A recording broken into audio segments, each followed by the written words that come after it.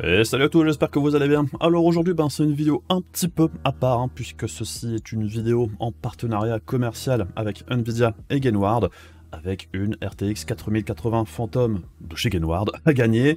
Et donc oui, c'est le premier giveaway de la chaîne, et cette vidéo, c'est également l'occasion de faire un petit peu le point sur les différents types de DLSS, comment ça fonctionne, où ça se retrouve dans les menus des jeux par exemple, comment les activer, qu'est-ce que ça change, puisque c'est encore une source de pas mal de confusion auprès des joueurs. Bref, allons-y, c'est parti.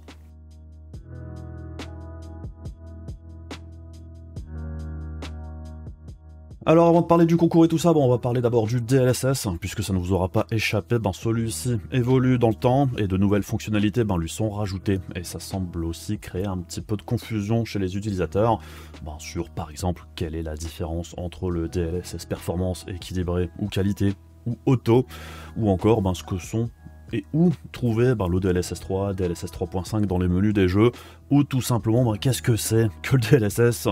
On va essayer un petit peu de vulgariser tout ça. Et je rappelle également une chose assez simple avant d'aller plus loin, si vous n'aimez pas telle ou telle technologie, ne les activez pas.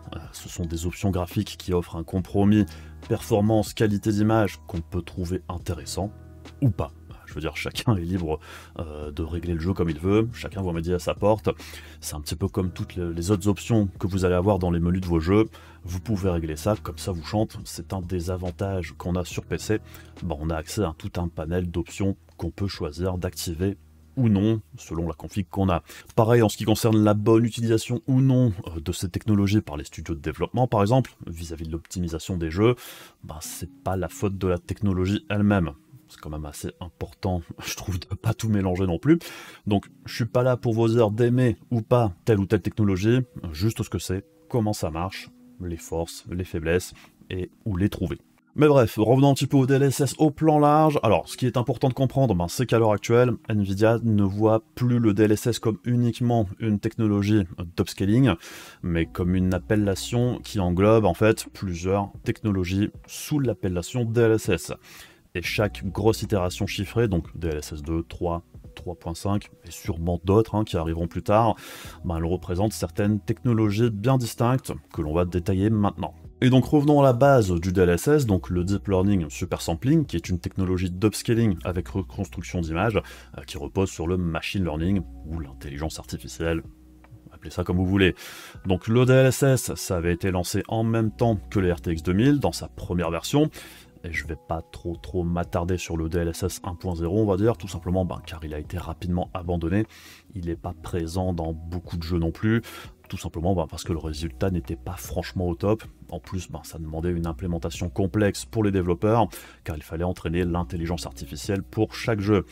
D'où l'arrivée assez rapide du DLSS 2 ou DLSS Super Résolution, qui est celui que l'on connaît depuis maintenant plusieurs années. Et il est présent aussi dans énormément de jeux maintenant. Donc les gros avantages de celui-ci par rapport à la première version, c'est une qualité d'image quand même bien meilleure, un temps de calcul bien moindre également, et il est aussi beaucoup plus simple à implémenter dans les jeux. Tout simplement parce qu'il ne nécessite pas d'entraîner un modèle d'intelligence artificielle spécifique pour chaque titre, puisque là c'est Nvidia qui fait en sorte d'entraîner ces modèles d'intelligence artificielle génériques, on va dire, qui s'adaptent à la majorité des jeux. Et donc le principe de l'upscaling à la base, c'est de calculer en interne une image dans une résolution inférieure à celle de votre écran.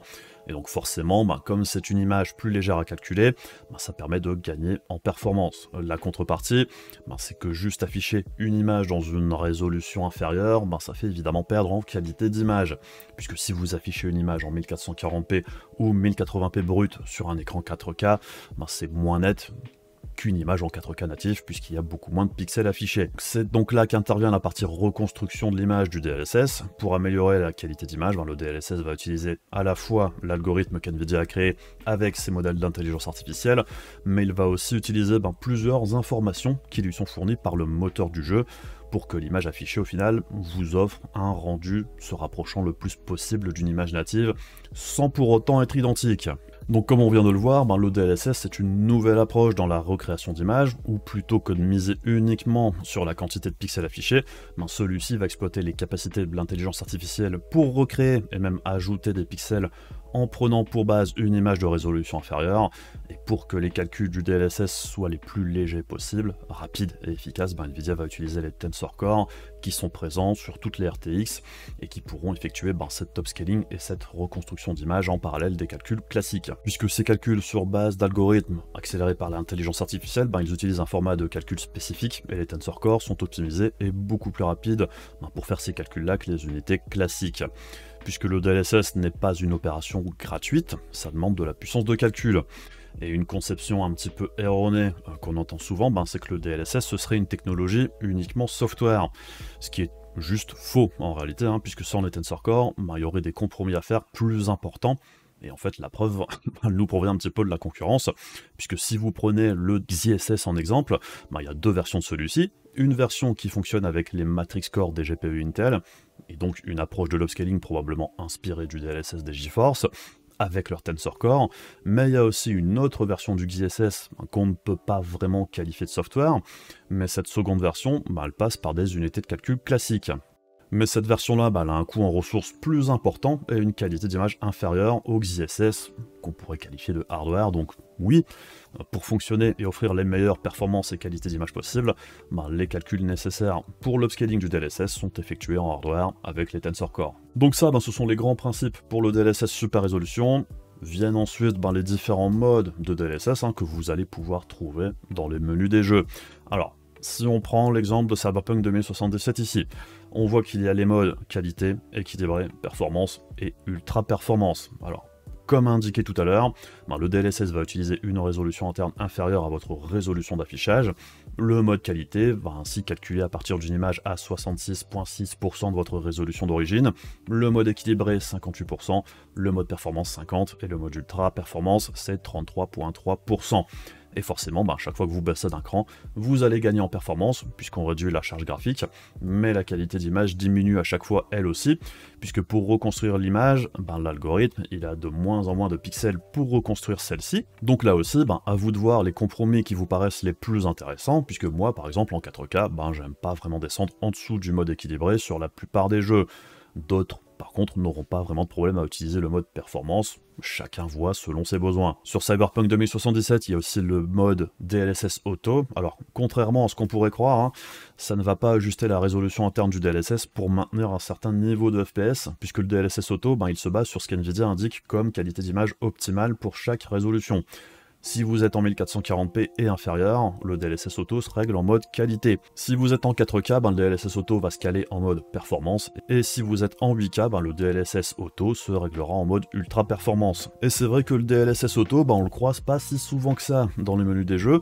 Donc si vous vous posiez la question de ce que c'était, vous avez maintenant la réponse. Donc ça, c'est pour le DLSS 2 ou DLSS Super Résolution, comme il est parfois aussi appelé dans certains jeux.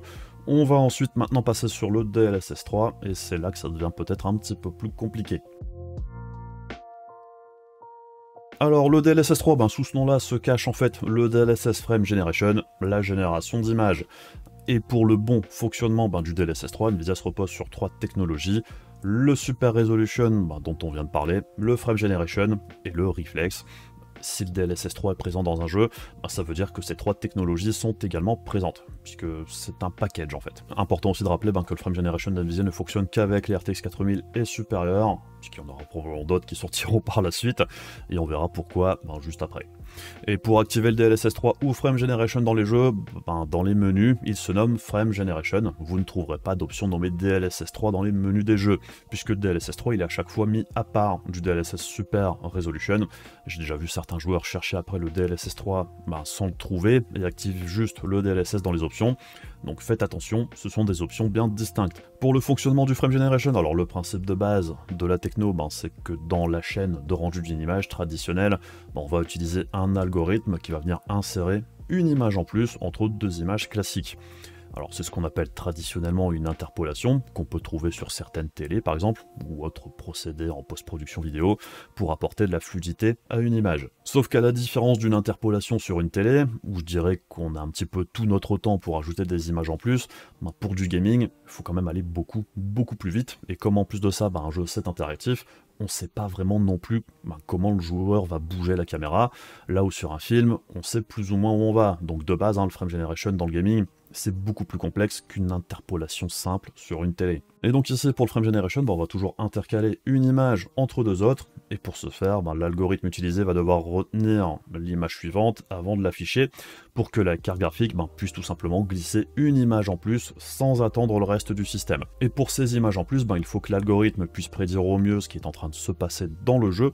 La solution choisie par Nvidia, c'est d'utiliser là aussi des informations fournies à la fois par le moteur du jeu et de passer ici aussi par du hardware avec les unités OFA, les Optical Flow Accelerators, qui vont permettre de calculer et de prédire au mieux l'image en plus que la carte graphique va générer indépendamment du reste du système. Et donc selon les informations fournies par Nvidia, ce qui fait que le frame generation ne soit pas fonctionnel sur les anciennes RTX, c'est justement à cause de ces unités OFA de nouvelle génération qui sont beaucoup plus rapides sur la RTX 4000 que sur les anciennes générations. Et donc même si le FrameGen est théoriquement possible sur les anciennes RTX, il serait à la fois moins performant et la qualité d'image serait aussi bien moindre. Alors je sais que ça fait beaucoup râler, mais tant que rien ne nous permet vraiment d'affirmer le contraire, on peut que se reposer sur les informations fournies par Nvidia sur ce sujet-là. Sinon, au niveau des points positifs du Frame Generation, c'est que ça permet de fluidifier ce qui est affiché à l'écran, et donc d'avoir une sensation similaire à ce que proposerait un jeu avec un framerate très élevé.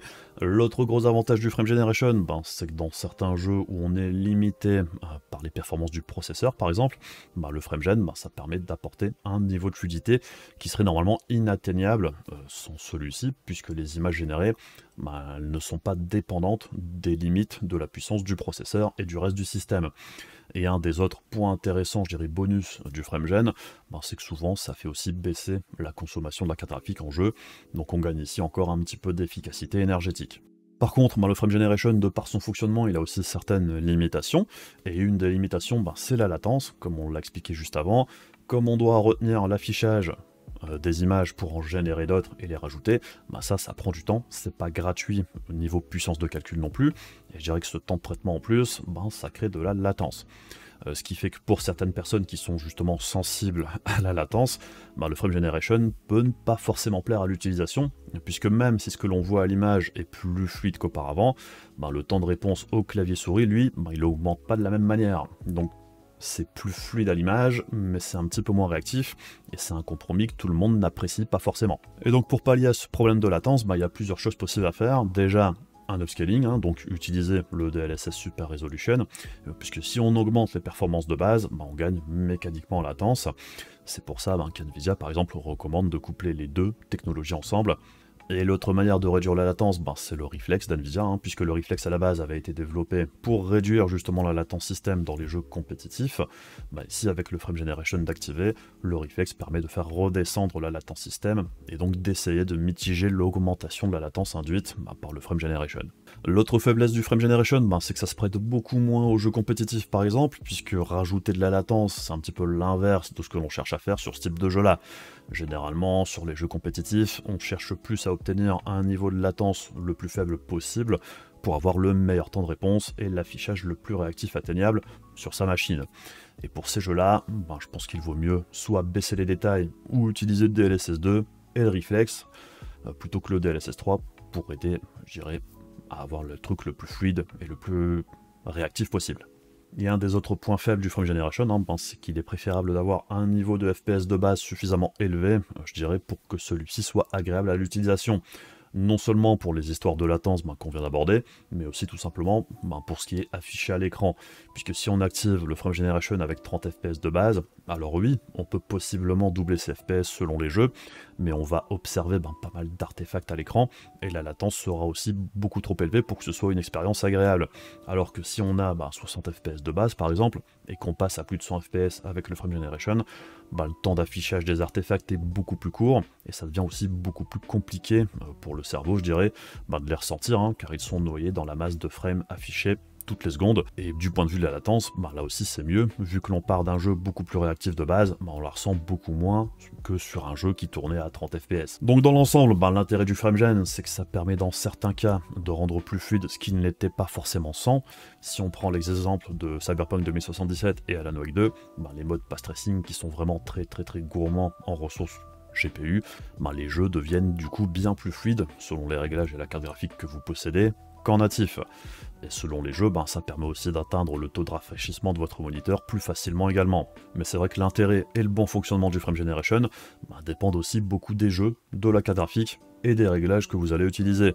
Puisque le Frame Generation, ça a un coût en ressources, et le résultat et les gains potentiels ne sont pas les mêmes entre une RTX 4060 et une RTX 4090. Donc observez bien les tests de carte graphique, où je reviens souvent sur le sujet, puisque c'est là qu'on peut voir un petit peu comment ça se passe. Donc ici encore, le DLSS 3 Frame Generation, c'est un compromis différent d'un affichage classique, qui a son intérêt, mais qui n'est pas forcément la réponse dans toutes les situations.